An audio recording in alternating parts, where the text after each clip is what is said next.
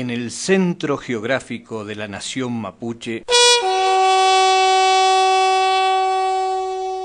transmite FMC.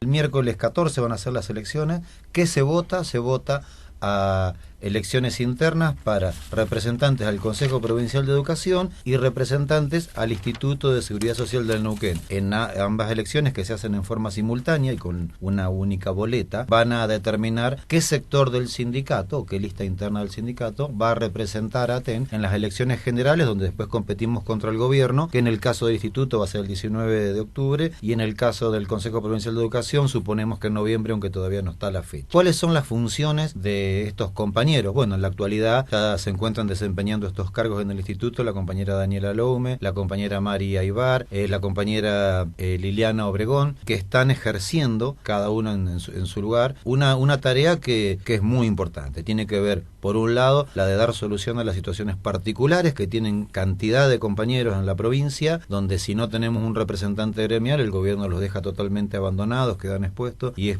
casi imposible conseguir o prótesis o lo que necesiten los compañeros en este tipo de situaciones. Pero además de estas situaciones particulares, desde las más políticas y generales, cuestiones que tienen que ver con haber podido incluir en el Bademecum un montón de medicamentos que no estaban, cuestiones que tienen que ver aún más políticas y generales con el famoso caso de la edad jubilatoria y de lo que tiene que ver con los aportes, ¿no? Cuando en todo el país se viene llevando adelante un proceso de aumentar los años para la edad jubilatoria, en Neuquén se sigue sosteniendo a través de la ley 611, en el caso de trabajadores de la educación, 55 para los varones y 52 para las mujeres, y otro montón de beneficios que no están ya en otras provincias. De hecho, hemos escuchado a Macri hace pocos días hablar de este proyecto para que a nivel nacional 70 para las mujeres y 75 para los varones. O sea, cuando algo se instala a nivel nacional, después la provincia se van adaptando. ¿Cuáles son las funciones en el Consejo Provincial de Educación? En estas vocalías que se las conoce por vocalías gremiales, porque siempre gana la lista sindical en las elecciones generales por un margen amplio, pero que en realidad sería, según la ley 242, vocalías en representación de los docentes. Y ahí un poco está este nombre,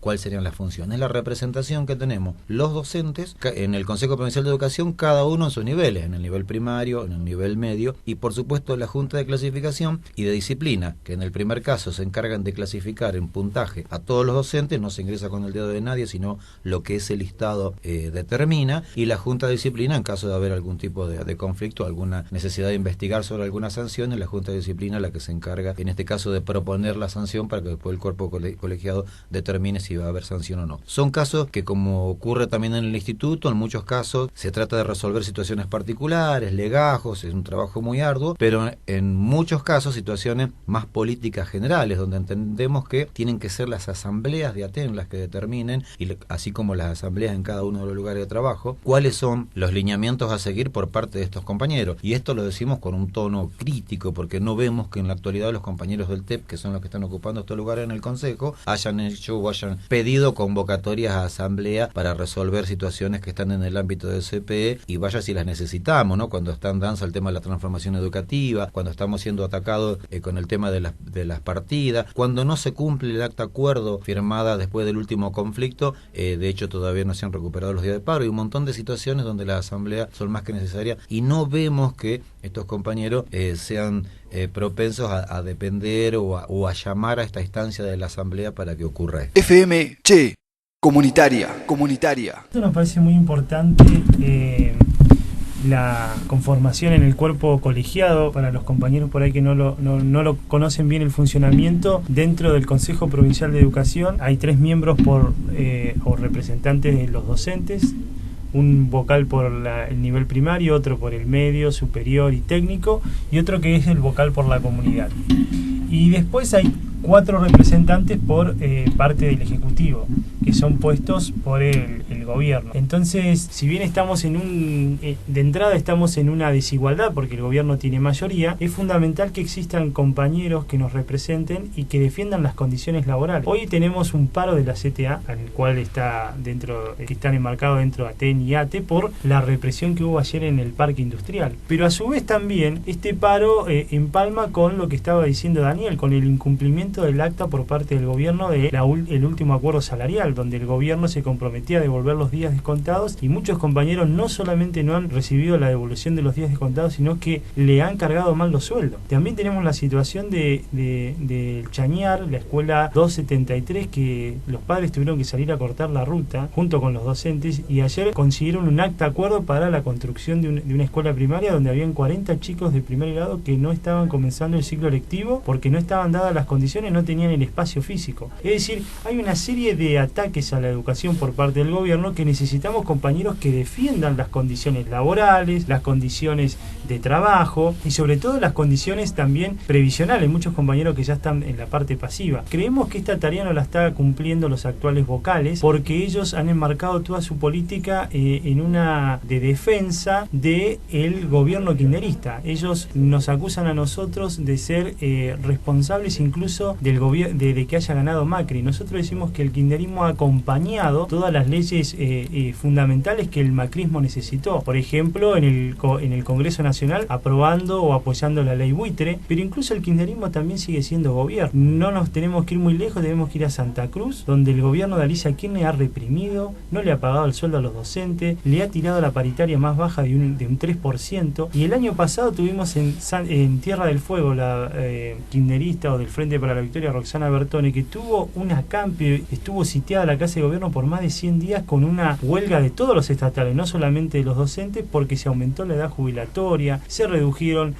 un ajuste brutal en la educación, ajuste de sueldo. Entonces consideramos que esta actual conducción del TEP en la vocalía gremial le ha allanado o le ha permitido al gobierno de Gutiérrez avanzar con una serie de ataques a la educación que se va a profundizar porque, como decía Daniel, el gobierno nacional de Macri intenta ir más a fondo aún con estas políticas de ajuste, de flexibilización, de despidos en el sector privado, y que tiene su corolario o su correspondiente ataque en la parte pública con, por ejemplo, en los docentes con el tema de las licencias médicas. Hay 4 leyes, es importante que los docentes conozcan, que pretenden reglamentar una ley que se votó en el 2014, que es la Ley Orgánica de Educación Provincial. Hay 4 leyes, ¿viste? Cuando se firma una ley, después hay decretos que reglamentan. Es decir, que finalmente en la ley vos tenés el espíritu que trata en ningún punto de chocar con nada, pero cuando se reglamenta, ahí está, como se dice, la verdad de la milanesa. Uno de esos puntos tiene que ver con la ley del observatorio, que va a poner al COPADE, que es un organismo de financiamiento, que no tiene nada que ver con la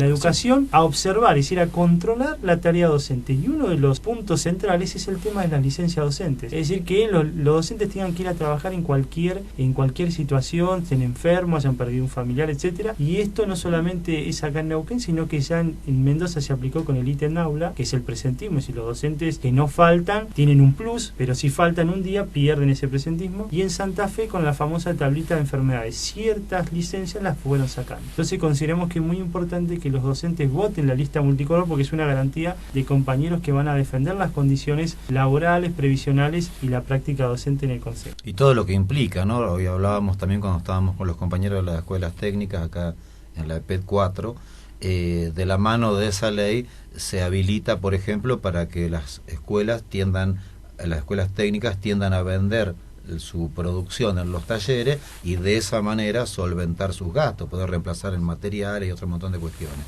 Cuando entramos en esta ya entramos en el autoabastecimiento de las escuelas. Si haces eso te vas a mantener y si no, no. Es imposible sostener una escuela con esas condiciones, pero por sobre todo se corre el eje de lo que tiene que ser el carácter pedagógico, el carácter del conocimiento científico. No es lo mismo educar con la espada de Damocles en la cabeza, que si lo que estás haciendo lo vas a vender y vas a seguir teniendo escuela, o si podés de alguna manera como solemos decirnos, más holística, más integral y más general, abordar el conocimiento científico para que desde ese lugar se propenda a la formación integral del sujeto, y después sí, la formación y la especialización que le va a permitir ser o técnico en este área o técnico en este otro área. Radio Che, tu radio, nuestra radio.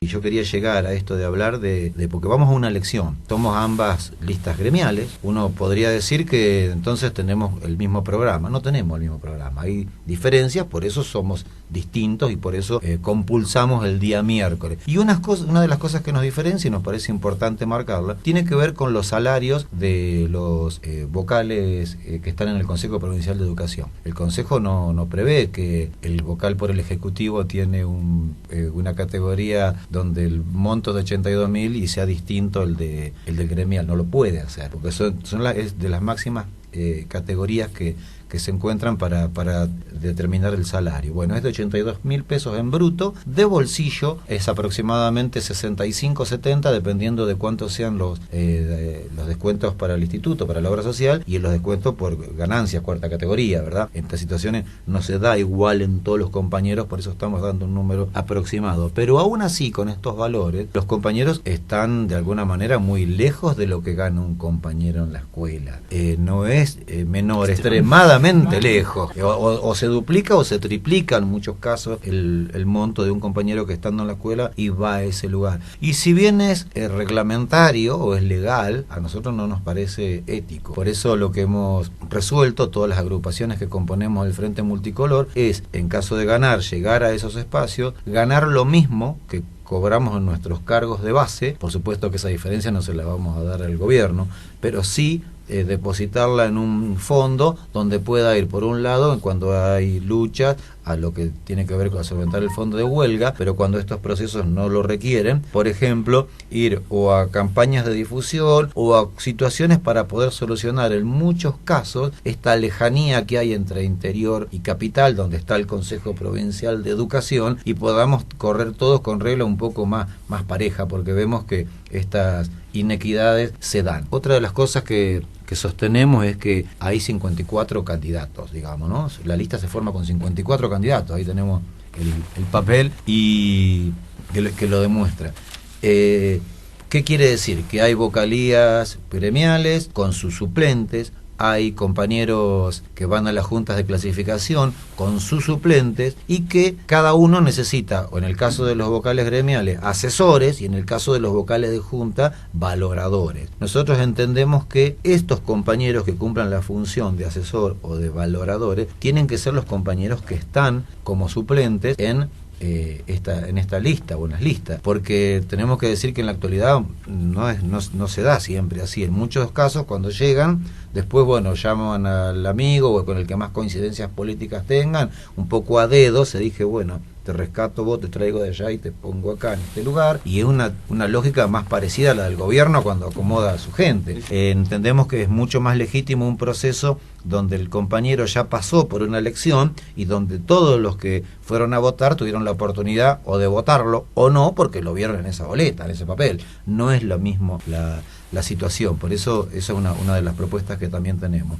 Y después, en otros niveles y modalidades, lo que advertimos es que siguen faltando concursos. En el caso de horas cátedra de media del 2010, que no hay un concurso, esto hace que los compañeros tengan 3 horas por acá, 6 horas por allá, sean docentes taxi, para que puedan, con ese desparramo de horas, poder tener un paquete horario y un sueldo que le permita vivir, exactamente. Otra de las cuestiones que vemos es que, más allá de la estabilidad que también genera el proceso de titularización, el estatuto está previsto para que la situación de interino o de suplente sea una situación transitoria relativamente corta, ¿no? Para que queden eternamente de por vida con esta situación de revista. Por eso decimos que hay lugares, los CEF, hay lugares como formación de adultos, hay lugares como las escuelas laborales en especial, que nunca ha habido un concurso, y esto no puede ser, digamos. Son situaciones que tienen que regularizarse, como de alguna manera está en este aspecto regularizada primaria.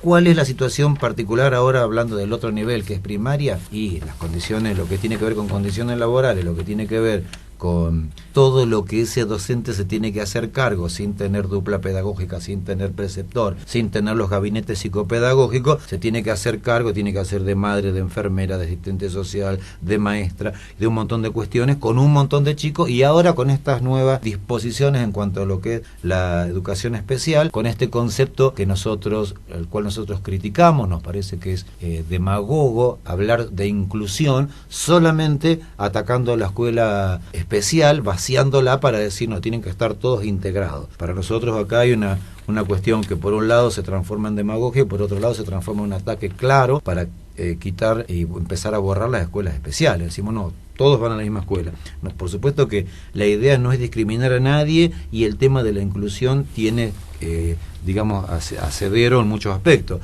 Ahora tenemos que reconocer que en la formación de una maestra, de un profesor, no está, por ejemplo, en la parte de la formación para tratar un montón de casos que sí requieren de situaciones particulares, requieren de especialistas, requieren de profesionales particulares, con los que sí cuenta la escuela especial y con los cuales en muchas oportunidades ni siquiera se da el acompañamiento hacia la escuela primaria donde están ellos.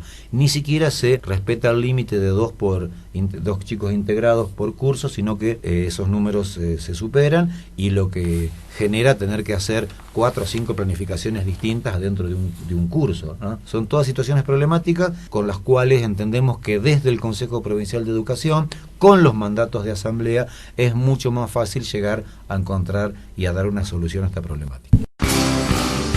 Estás escuchando Radio Che. Radio Che.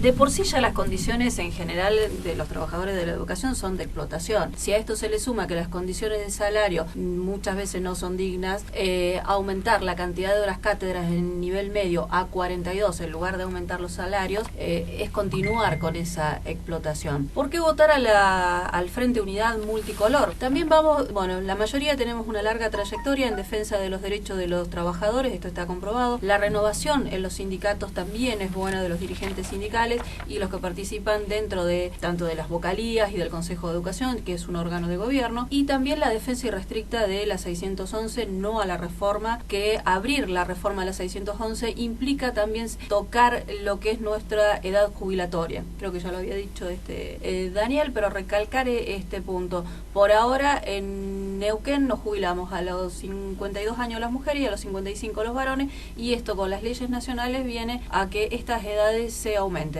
Entre las situaciones de explotación y el aumento de la edad jubilatoria va contra nuestras condiciones y todas nuestras conquistas de luchas ganadas.